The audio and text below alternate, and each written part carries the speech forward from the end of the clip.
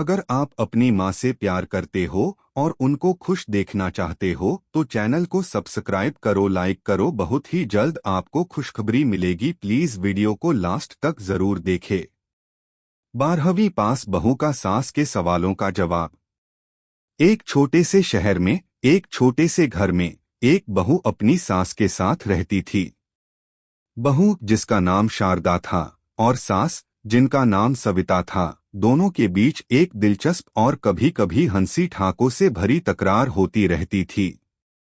शारदा ने हाल ही में अपनी 12वीं की परीक्षा पास की थी और सविता उसे अक्सर मजाकिया सवालों से तंग करती रहती थीं। लेकिन शारदा का जवाब हमेशा दिलचस्प और चतुर होता था।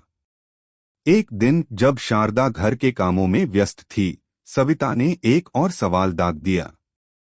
सविता, तुम 12वीं पास हो तो फिर इतना स्मार्ट क्यों नहीं लगती? शारदा, जो पहले ही सास के सवालों के लिए तैयार रहती थी, मुस्कुराई और फिर एक गहरी सांस ली। उसके चेहरे पर एक चतुराई भरी मुस्कान आ गई। शारदा, सासू माँ, स्मार्ट दिखने के लिए कोई शॉर्टकट नहीं होता। इसके लिए टाइम और मेहनत चाहिए, जो मेरे पास नहीं था। सविता थोड़ी चौंकी और फिर हंसी रोकते हुए बोली, अच्छा, तुम तो बहुत समझदार हो, क्या बताया? लेकिन शारदा ने मौके को और भी मजेदार बना दिया। उसने अपना काम करते हुए कहा, सासू माँ, पढ़ाई में इतना टाइम लगाया कि फैशन को ही वक्त नहीं मिला।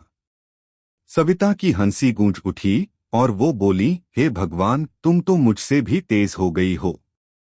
यह सिलसिला इसी तरह चलता रहा। शारदा ने हमेशा अपनी सास के सवालों का जवाब ऐसे चतुराई से दिया कि सविता को भी मजा आ जाता था। हर बार जब सविता उसे ताने देती या फिर कोई सवाल करती, शारदा उसे बड़ी ही मीठी और हंसी ठाके से भरपूर तरीके से जवाब देती। एक दिन सविता ने शारदा से एक और सवाल किया, तुम तो इतनी पढ़ी लिखी हो, फिर घर के काम में तुम्हें इतनी मदद क्यों नहीं मिलती? शारदा मुस्कुराई और बोली, सासू माँ, पढ़ाई ने मुझे इतना स्मार्ट बना दिया है कि मैं समझ सकती हूँ कि घर के कामों में भी कितनी मेहनत होती है, इसलिए कभी भी मम्मी को परेशान नहीं करना चाहती।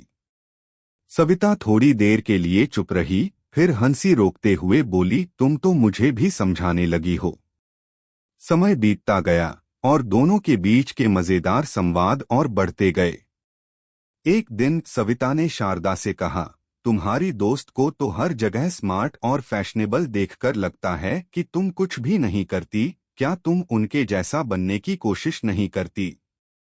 शारदा ने इस सवाल का भी जवाब दिया, सासू माँ, मेरी दोस्त फैशन के मामले में स्मार्ट हो सकती है, लेकिन वो अपनी किताबों में उलझी नहीं रहती।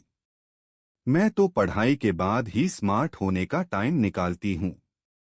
सविता फिर हंसी में फूट पड़ी, तुम हो तो बड़े दिलचस्प और हंसमुख इंसान। शारदा, सासू माँ, अपनी मम्मी की बातों में तो बहुत मजा आता है, लेकिन बिना हंसी ठाके के तो किसी का दिन पूरा नहीं हो सकता, है न? एक दिन जब दोनों साथ में बैठकर चाय पी रही थीं, सविता ने शारदा से एक और सवाल किया। सविता, तुम शादी के बाद क्या सोचती हो, क्या कामकाजी बनोगी? शारदा ने चाय की चुस्की ली और बोली, सासू माँ, शादी के बाद कामकाजी बनने के लिए पहले पति से थोड़ी छुट्टी चाहिए होती है। फिर शारदा हंसते हुए बोली, और अगर छुट्टी मिल जाए तो फिर अपनी पढ़ाई भी जारी रख सकती हूँ। सविता, जो अब पूरी तरह से शारदा की बुद्धिमत्ता और मजाकिया स्वभाव से प्रभावित हो चुकी थी, मुस्कुराते हुए बोली, तुम तो हो बहुत स्मार्ट, शारदा। समाप्ति पर दोनों के बीच की यह हंसी ठाकों वाली बातचीत दर्शकों को खुश कर देती थी। यह एक छोटे से घर में दो महिलाओं के बीच की प्यारी सी तकरार और उनके रिश्ते की खूबसूरती को दर्शाता है। शारदा और सविता के बीच यह मजेदार संवाद न सिर्फ घर में खुशहाली का माहौल पैदा करता था, बल्कि यह दिखाता था कि एक अच्छी सोच और समझ के साथ किसी भी रिश्ते को हंसी ठाकों से भरकर और भी मजबूत किया जा सकता है।